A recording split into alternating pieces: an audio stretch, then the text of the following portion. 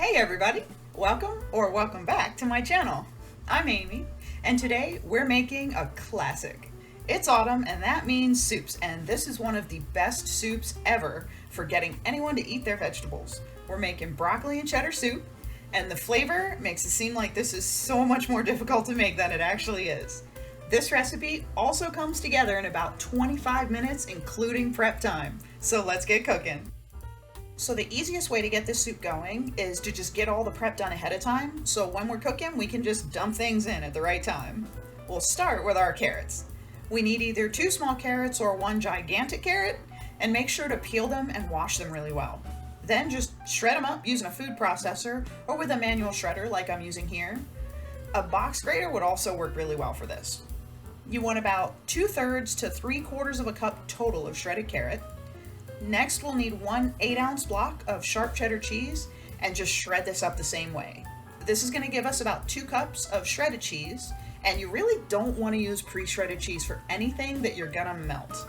The anti-clumping agents on pre-shredded cheeses will give any soup or sauce a gritty texture, and that isn't very nice.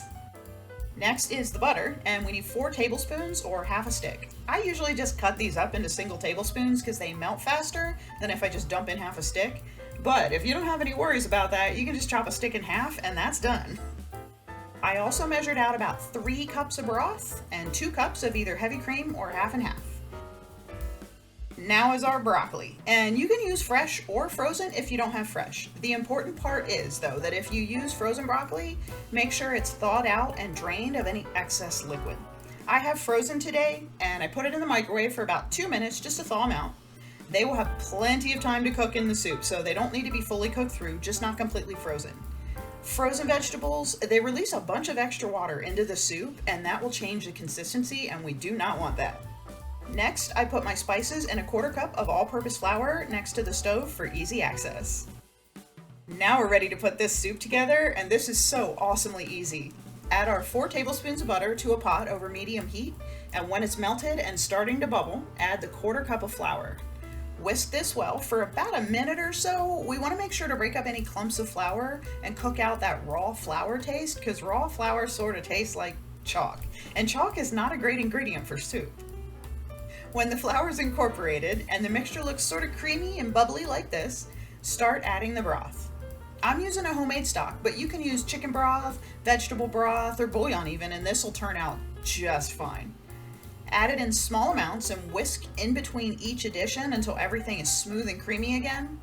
We don't want to pour it all in at once or we risk ending up with a lumpy soup. When all the broth is incorporated, do the same thing with the heavy cream. You can also use half and half here if you don't have any heavy cream. The soup will just be a little bit thinner, but it will still taste amazing. Next, we'll add our seasonings, which I very much measured with my heart. I started with a large pinch of salt, maybe about a half teaspoon. Then I added some black pepper, about a 1/4 teaspoon of that.